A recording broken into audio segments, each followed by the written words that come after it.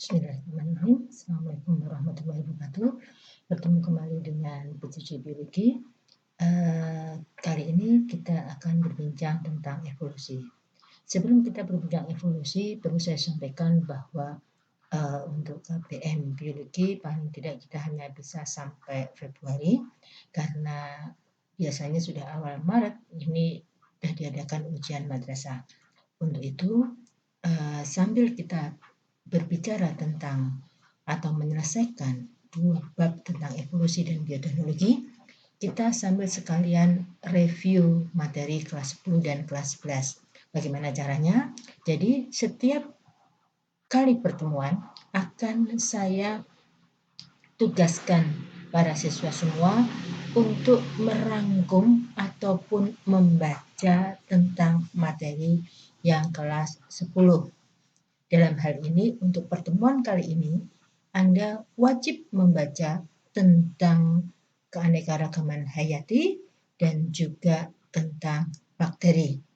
Sehingga nanti di pertemuan berikutnya akan dalam presensinya akan saya sertakan kuis untuk materi keanekaragaman hayati maupun virus atau bakteri. Nah, kita uji coba dulu yang untuk besok keanekaragaman hayati dulu karena pertemuan minggu depan itu sangat mepet. Bisa jadi juga nanti akan saya infokan lebih lanjut untuk keanekaragaman hayati dan bakteri ataupun hanya keanekaragaman hayati saja. Jadi sebelum masuk ke pertemuan selanjutnya, dalam presensi akan ada kuis yang berfungsi untuk flashback latihan-latihan soal materi kelas 10. Jadi jangan lupa pinjam buku kelas 10 ataupun catatan Anda waktu kelas 10, tetapi kalau catatan saya kira itu, mohon maaf, biasanya tidak sedetail yang buku paket. Untuk itu silahkan pinjam buku paket kelas 10. Tidak harus dalam terbitan apa-apa, pokoknya buku kelas 10 yang bisa dibaca.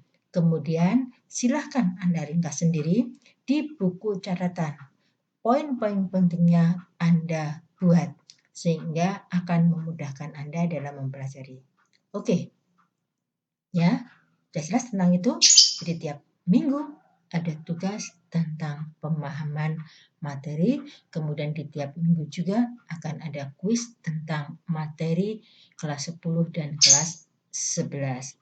Nanti lanjutannya akan kelas 10, 11, 12 yang nanti dalam bentuk latihan soal. Oke, kita mulai tentang evolusi. Kalau Anda perhatikan apa sih yang ada di dalam yang Anda perhatikan di sini? Ini ada burung, kemudian ada seperti bunga anggrek. Yang ditunjuk kuning ini adalah apa?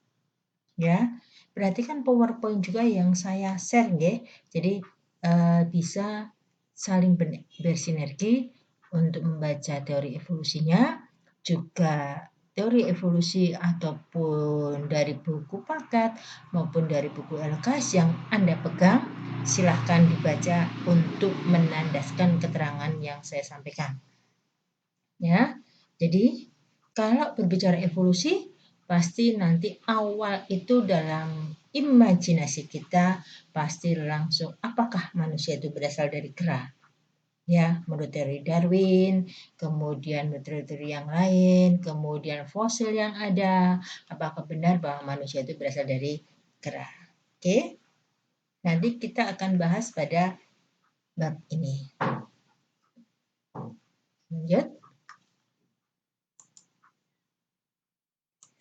Jadi, untuk evolusi kita mulai dengan asal-usul kehidupan. Ada beberapa teori tentang asal-usul kehidupan. Yang pertama, teori tentang abiogenesis atau generasio spontanea. A itu dalam bahasa biologi artinya tidak. Bio itu makhluk hidup. Jadi, makhluk hidup berasal dari makhluk tak hidup atau berasal dari benda mati. Dalam artian, makhluk hidup berasal dari benda mati. Hal ini sangat jelas sekali, misalkan dalam buku yang kita baca, ini misalkan ikan atau belut berasal dari lumpur. Kemudian kata berasal dari air hujan. Karena kenapa kata berasal dari air hujan? Sewaktu air hujan turun, maka kemudian akan kata-kata bermunculan. Tapi apakah sebenarnya ikan ataupun kulit itu berasal dari lumpur atau hanya tempat tinggalnya? Nah, sekarang kan kita sudah tahu. Tetapi pada awal ini adalah tentang abiogenesis ini oleh Aristoteles. Jadi dia hanya menemukan bahwa tahu-tahu ada makhluk hidup muncul dari lumpur, kemudian dari benda mati lainnya, ya, dari rendaman jerami segala macam. Tapi itu sebelum ditemukannya mikroskop dan lain-lain. Kemudian teori ini runtuh setelah adanya percobaan Redi, sehingga muncullah teori biogenesis bahwa makhluk hidup berasal dari makhluk hidup juga. Kalau kita pernah melihat percobaan Francisco Redi, jadi ada daging, masukkan ke dalam toples, yang pertama tutup kertas saring, yang kedua tutup rapat, yang ketiga terbuka. Nah, pada yang tertutup rapat ini tidak ada belatung, ya, atau larva. Nah, kemudian pada yang tertutup kertas saring ada belatung, akan tetapi jumlahnya sedikit. Kemudian yang pada tempat terbuka ada belatung pada dagingnya selanjutnya beberapa hari dengan jumlah yang cukup banyak. Nah, ini diperkuat lagi dengan percobaan Spallanzani yang memakai air kaldu. Jadi air kaldu direbus dulu, kemudian didinginkan. Nah, ternyata setelah itu ada air kaldunya menjadi keruh. Kenapa? Karena adanya mikroorganisme. Nah, ya. Tapi kemudian yang pada percobaan yang selanjutnya, air kaldu tadi setelah dinginkan, kemudian ditutup. Nah, setelah ditutup ternyata tidak ada mikroorganismenya. Nah, ini semakin ditekankan lagi oleh percobaan Pasteur yang memakai labu yang memakai leher angsa.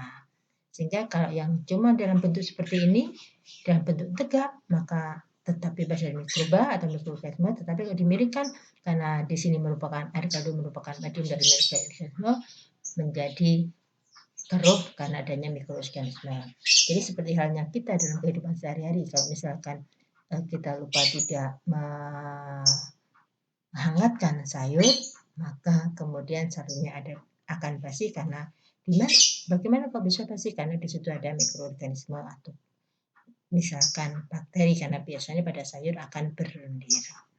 Oke, ya. Jadi ini yang untuk teori biogenesis.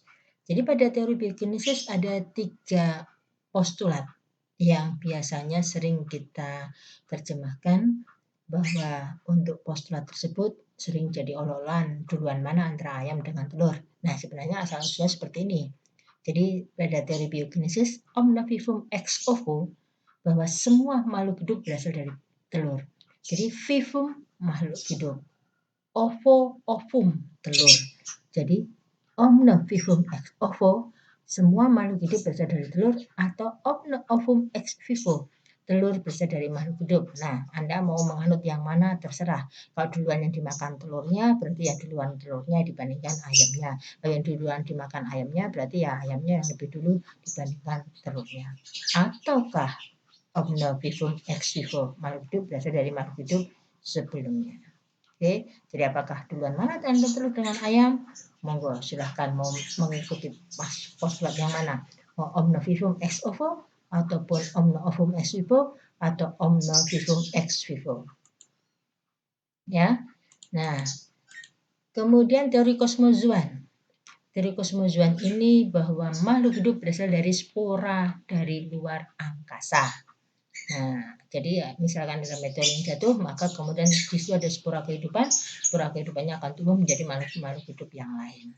Kemudian dari penciptaan bahwa makhluk hidup diciptakan oleh Allah. Nah, ini kalau kita pasti adalah penganut yang dari penciptaan. Kemudian dari evolusi kimia yang nanti kemudian berlanjut ke teori evolusi biologi. Nah, untuk yang teori evolusi kimia ini berdasarkan percobaan Miller dan Urey, ya. Jadi ada bejana yang diuapkan, Kemudian adanya uap air ini dengan adanya gas metan, kemudian adanya gas amonia, adanya gas hidrogen serta kilatan yang berasal dari elektroda. Kenapa dibuat alat seperti ini? Karena waktu itu dalam prediksinya bahwa atmosfer bumi itu mengandung materi gas metan, kemudian amonia dan hidrogen. Kemudian dengan adanya uap air dan adanya halilintar akan menyebabkan terbentuknya protein-protein atau asam amino ya setelah dingin maka kemudian akan dikumpulkan di sini sehingga setelah asam amino terbentuk maka akan terbentuknya molekul organik secara abiotik. Nah, jadi sebenarnya dari yang evolusi kimia nanti akan berlanjut ke evolusi biologi. Nih, dari H2O, hidrogen, CH4 dan NH3 akan menjadi monomer organik, kemudian menjadi polimer organik, protobion, sel purba atau subpurba, kemudian menjadi sel prokariot purba. Sehingga nanti dari sel prokariot tadi akan berkembang menjadi eukariot. Ayo coba dibedakan apa bedanya antara prokariot dengan eukariot. Buka lagi buku kelas 10 ya. Sehingga kemudian dari sel eukariot tadi akan berkembang lagi menjadi selanjutnya yang berada seperti saat ini. Ya, kemudian pada evolusi tumbuhan menjadi alga, tumbuhan lumut, tumbuhan paku, tumbuhan berpembuluh. Kemudian pada evolusi hewan, biasanya kita bisa melihat dari pohon evolusi bahwa makhluk hidup yang ada sekarang ini berasal sebenarnya dari protista. Protista nanti menjadi berkembang menjadi polifera, cnidaria, platyhelminthes, dan platyhelminthes atau cacing pipih inilah yang nanti akan berkembang menjadi berbagai banyak makhluk hidup dari moluska, annelida, nematoda, echinodermata, dan chordata. Chordata adalah hewan yang bertulang belakang. Jangan lupakan materi kelas 10 karena ini saling bersinambungan satu sama lain. Oke. Kemudian untuk fenomena evolusi. Nah, evolusi ini pertama kali kita mulai dulu dengan adaptasi dari makhluk hidup. Karena apa? Dari adaptasi itu kemudian nanti akan terjadi perubahan-perubahan pada morfologi maupun fisiologinya. Kalau kita perhatikan pohon kaktus, sebenarnya apa yang berada dalam batang pohon kaktus ini ada sebenarnya batang. Loh, daunnya mana? Daunnya berubah menjadi duri. Ini ada bermodifikasi menjadi duri. Kenapa bermodifikasi menjadi duri? Karena apa? Kaktus tumbuh di dataran kering sehingga atau di gurun sehingga dia untuk penguapannya sangat dibatasi. Coba aja bandingkan kalau misalkan daun kaktus ini seperti daun pelepah pisang. Nanti untuk proses penguapannya berarti sangat banyak. Nah, airnya dari mana? Kaktus ini juga dia punya akarnya panjang sekali. Untuk apa? Untuk mencari air. Dan juga pada batangnya ini mengandung air sehingga bisa menyimpan cadangan air. Kemudian kalau Anda perhatikan ini sebenarnya apa? Apakah daun yang ada panah kuning ini bukan, ya adalah belalang. Sama halnya pada yang bunga anggrek ini adalah belalang. Kemudian dari sini, dari adaptasi ini, yang paling terkenal adalah seleksi alam pada piston Betularia. Ini terjadi di Inggris setelah revolusi industri. Revolusi industri itu apa? Nah, yuk pelajaran sejarahnya. Revolusi industri itu adalah perubahan dari alat-alat yang masih tradisional menjadi alat-alat yang canggih. Nah, dari yang alat-alat tradisional yang seperti apa? Nah, atau dari kemudian berubah menjadi menggunakan alat yang bermesin. Dan waktu itu penggunaan alat bermesin masih menggunakan bahan bakar berupa kayu ataupun batu bara. Sehingga kalau kita misalkan menggunakan kayu atau batu bara, maka biasanya ada jelaga. Nah, untuk yang gambar A, ini sebelum revolusi industri. Ini adalah ngengat atau kupu-kupu piston Betularia. Ya, lihat dia berwarna hitam yang ada tanda panahnya, ini yang hijau ini, kemudian satu berwarna cerah. Jadi ada berwarna gelap, ada berwarna cerah. Kemudian setelah revolusi industri, karena di sini kemudian ada jelaga-jelaga hasil dari revolusi industri, maka yang sebelum revolusi industri, ngengat hitam piston Betularia ini populasinya menurun dibandingkan yang ngengat yang berwarna cerah. Kenapa? Karena siapa yang kelihatan dalam suatu populasi itu, maka biasanya dia akan dimangsa duluan. Sama halnya seperti yang setelah revolusi industri. Jadi kalau yang di sini yang kelihatan malah yang berwarna cerah. Kenapa yang berwarna cerah? Karena tertutup oleh jelaga. Jelaga warnanya hitam ataupun pekat, sehingga yang hitam atau yang berwarna gelap tersamarkan oleh jelaga, dan yang berwarna cerah akan kelihatan. Jadi seperti Anda kalau dalam kelas, kalau misalkan mohon maaf, di situ ada kalau PJJ saja masuknya terlambat, harus diobyak-obyak. Nah, itu nanti ketemu dengan predatornya. Nah, predatornya dalam dalam hal ini dalam biologi ya saya. Nah, jadi mana yang terlambat? Ayo, monggo. Kita hanya kurang beberapa bulan lagi. Masa sih cuma kurang beberapa bulan masih PJJ-nya terlambat terus? Monggo, silahkan diubah. Yang bisa menentukan lulus tidaknya adalah Anda semua, bukan saya.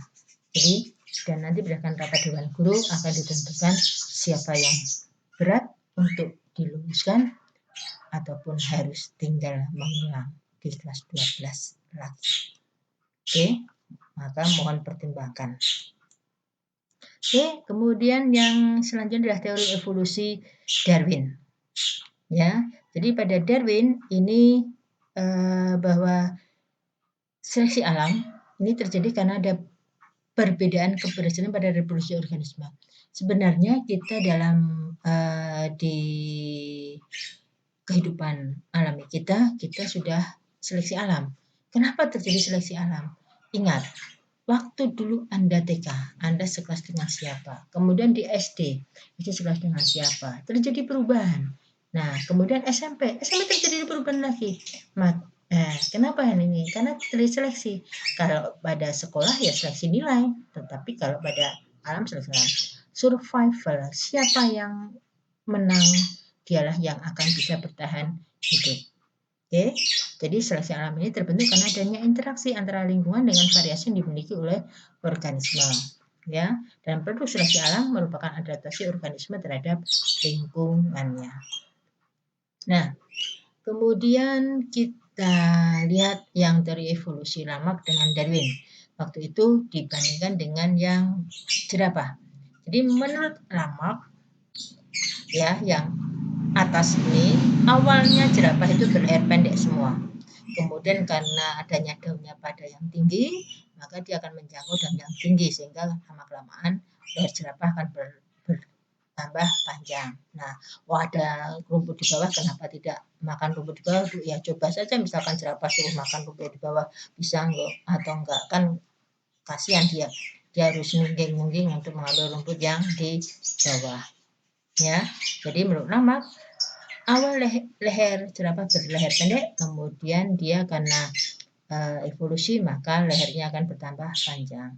Tapi menurut Darwin, leher jerapah ada dua macam, ada yang berleher pendek dan berleher panjang. Nah, yang leher panjang masih bisa menjangkau daun yang tinggi, tapi yang leher pendek tidak, sehingga dia kemudian akan mati. Nah, ini adalah namanya teori seleksi alam. Nah, awal Lamarck dengan Darwin ini saling berseteru, akan tetapi kemudian dibuktikan lagi oleh August Weismann dengan jalan memotong ekor tikus. Jadi secara logikanya kalau menurut Lamarck bahwa ekor tikus itu setelah dipotong maka anakannya dari tikus tadi akan ekornya pendek. Akan tetapi ternyata setelah seekor induk tikus dipotong ekornya, anaknya tetap berekor panjang. Sehingga dari situ teori Lamarck tidak terbukti sehingga Weismann mendukung teori evolusi Darwin atau teori seleksi alam Darwin. Ya. Kemudian evolusi kuda. Nah, evolusi kuda ini adalah salah satu contoh lengkap tentang evolusi morfologi karena di sini dari morfologi yang masih primitif sampai menjadi yang kuda modern sangatlah jelas. Karena apa? Fosil kuda ditemukan yang paling lengkap. Ya, awal itu hanya tingginya 0,4. Jarinya ada 5 awal. Tapi kemudian karena satu adaptasi tadi, maka kemudian jadi awal begini, 5. Ya, ini kan 2 di atas. sehingga kemudian nanti yang 2 tidak terpakai. Maka memakai prinsip use and disuse, yang 2 tidak terpakai tadi lama-kelamaan tidak akan digunakan sehingga kemudian hilang. Kemudian tinggallah 3 ini. Nah, 3 ini kemudian yang 1 panjang sehingga yang terpakai hanya 1 karena 2 nilainya akan terangkat. Nah, karena memang dalam evolusi setiap alat yang digunakan pada tubuh kita, kalau digunakan terus maka dia akan berfungsi, tapi kalau tidak digunakan maka tidak akan berfungsi. Makanya untuk itu tolong asah otak kita, karena semakin lama otak kita tidak digunakan maka akan semakin lama tidak berfungsi. Maka pikirkanlah untuk selalu mengasah otak kita dengan cara apa? Membaca dan membaca. Jangan yang dibaca hanya WA, tetapi juga materi-materi dan soal-soal untuk kelanjutan Anda seterusnya. Ya, jadi dari 0,4 meter ini sampai menjadi tinggi kuda sekarang sekitar 1,6 meter dengan dari yang berjari 5 atau berkuku 5 sekarang menjadi berkuku tunggal. Nah, ya, jadi bisa Anda perhatikan ini untuk yang Eohippus, ya, fosilnya ditemukan lengkap, melihat bentuknya. Kemudian pada yang Orohippus, ya, kemudian Mesohippus, kemudian Miohippus, Parahippus, dan Meryhippus, ya. Lihat dalam situ sudah ada ciri-cirinya, berjari 3 segala macam. Kemudian yang Pliohippus, kemudian yang terakhir adalah Equus yang ada sampai sekarang, ya. Nah, kemudian kita beralih tentang petunjuk evolusi. Kalau Anda lihat yang Spiderman, kenapa bisa seperti itu? Lihat, karena mungkin ada fosil abal-abal yang terperangkap getah pohon. Ini dia tetap utuh. Jadi fosil itu tidak harus kemudian membatu, tidak, tetapi tergantung dari prosesnya. Jadi ada yang fosil itu dari proses fisika maupun proses kimia. Kemudian ada perbandingan morfologi, ada divergensi morfologi dan struktur homolog, serta konvergensi morfologi dan struktur homolog, serta perbandingan biokimia dan perbandingan embriologi. Nah, ini misalkan divergensi morfologi tunggai depan vertebrata. Anda perhatikan, ada reptil, ya, ada ayam, Pterosaurus, ada kelelawar, lumba-lumba, penguin, dan manusia. Ini awalnya sama semua, akan tetapi karena berbeda fungsinya, maka kemudian mana yang panjang, mana yang pendek, kemudian mana yang sudah tidak berfungsi lagi, bisa Anda pelajari. Oke. Kemudian kalau konvergensi morfologik ada ini. Jadi yang dari asal sama tapi kemudian menjadi fungsi beda. Ini yang asal sama fungsi beda, homolog. Asal sama fungsi beda. Ini merupakan proses divergensi morfologi. Asal sama fungsi beda adalah homolog. Tangan manusia untuk apa? Tangan lumba-lumba untuk apa? Nah, ya. Kemudian kalau pada konvergensi morfologi pada ikan hiu, penguin, dan lumba-lumba. Jadi dari asal yang berbeda akan tetapi fungsinya sama. Ini yang konvergensi morfologi. Oke, ya. Kalau ini memiliki perbandingan. Ini pada hewan-hewan vertebrata dari ikan, salamander, kura-kura, ayam, kelinci, dan manusia. Awalnya bentuknya sama semua. Baru kemudian perkembangan selanjutnya menjadi berbeda sehingga kemudian ditetapkan ataupun dilahirkan di dunia. Oke, mohon dipelajari lagi, tidak hanya dari kata-kata yang saya sebutkan di sini, akan tetapi juga dibaca LKS-nya, karena semakin lama nanti akan semakin berkembang. Ya, nah ini hanya untuk yang angka laju mutasi, ya. Kemudian yang selanjutnya nanti kita ke pertemuan selanjutnya. Untuk PR kali ini, ringkaslah atau bacalah tentang keanekaragaman hayati, kemudian bakteri, kemudian pertemuan selanjutnya akan kita adakan kuis seperti biasa, kemudian nilainya kita masukkan di nilai harian. Oke, sekian dari saya. Jika ada salah-salah, mohon maaf. Wassalamualaikum warahmatullahi wabarakatuh.